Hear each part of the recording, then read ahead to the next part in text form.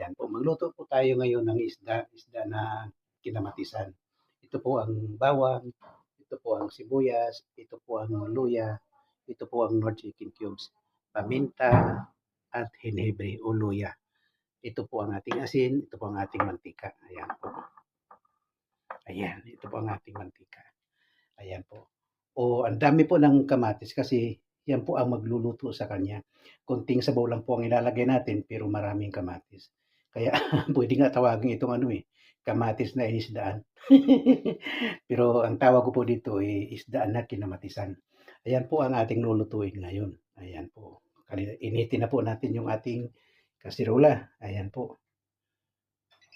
Ayan. Initin na po natin. Ayan, samahan niyo po ako. Bantayan na po natin yung ating initin pagka nainit na. Aber, mainit na ba? Medyo mainit na. Lagyan na po natin yung mantika.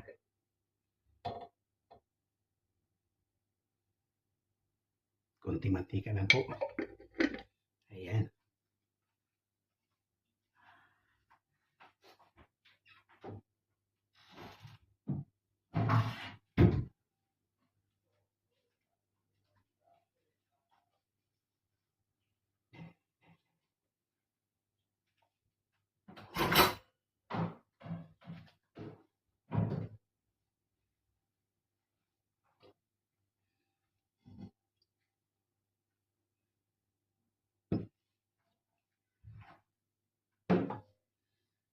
Bawang.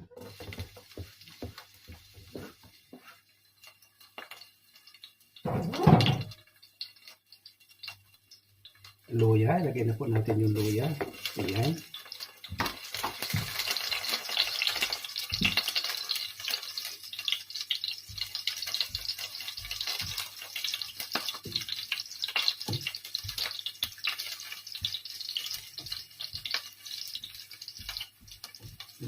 Ang bango.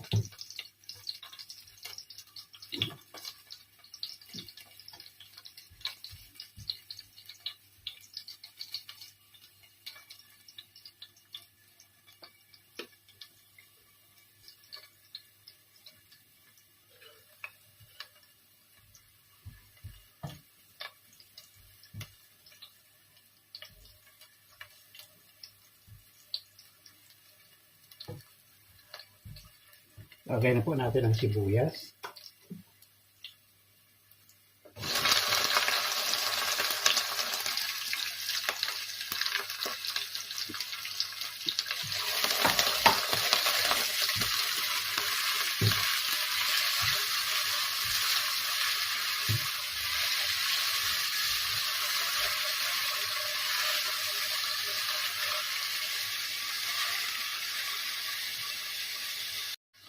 Ayan, okay na po ating sibuyas. Lagyan na po natin yung kamatis para maluto po silang pareho bago natin lagay yung ating isda.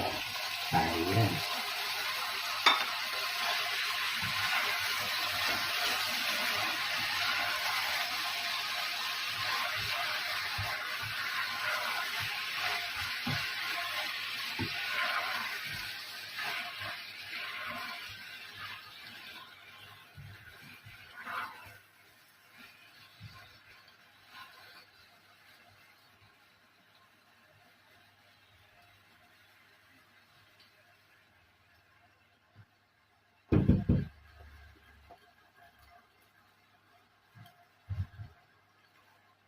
Lagyan po natin ng kaunting asin kasi po ang asin po yan po ang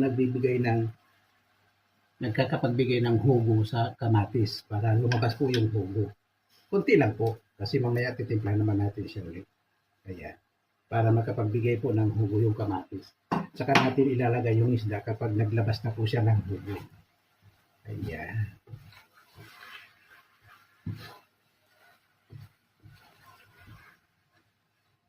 Ayan po. Ang tawag po dito, kamatis na inisdaan. O isda na kinamatisan. Tapos takpan po natin siya para maglabas po siya ng hugo, ng katas. Saka natin ilagay ang isda. Ayan po. Takpan po natin siya ng kaunti. Aber, tinan po natin. Uy! Ayan. Naglabas na po siya ng katas. Ayan, ilagay na po natin ngayon yung ating isda. Ayan. Lagay na po natin yung ating isda.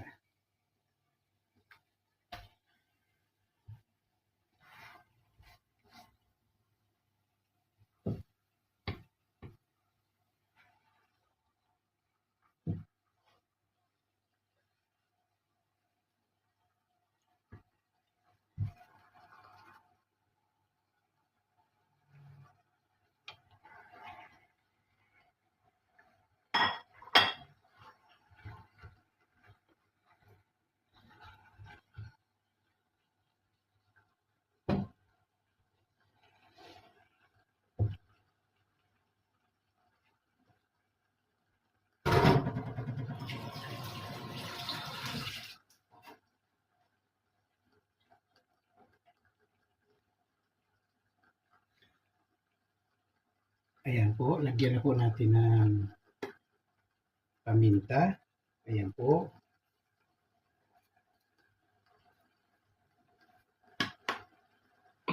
Lagyan po natin ng henhebre o luya.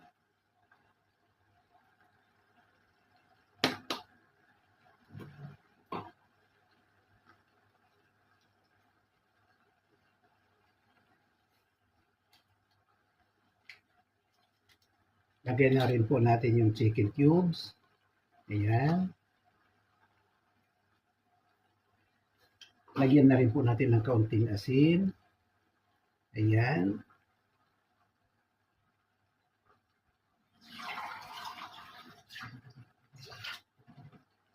At lagyan na po natin ng kalahating basong tubig.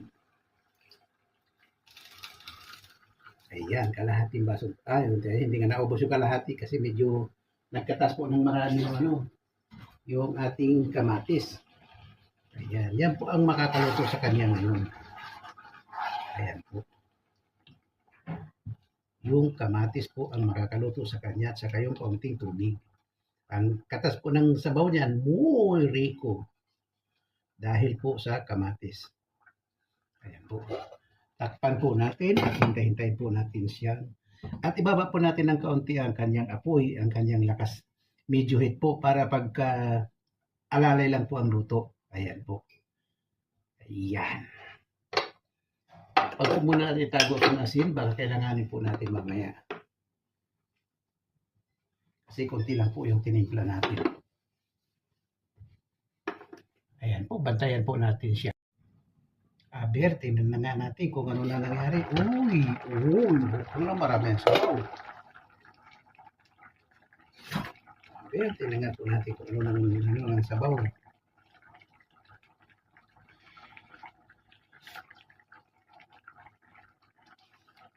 Okay na po yan, medyo matabang na kaunti para sa akin, pero kay Tita Amy, okay na po sa kanya yan.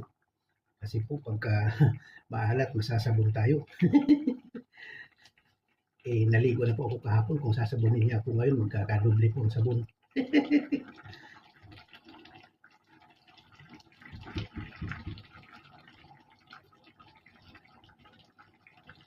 Ayan po. Mamaya-maya ang konti, papatayin na po natin. Aber, tingnan po natin. Okay na po siguro to. Okay na po to. Patayin na po natin. Wow, ang sarap. Marami na naman tayong kanin na makakain ito. Ayan. Patayin na po natin. Ayan.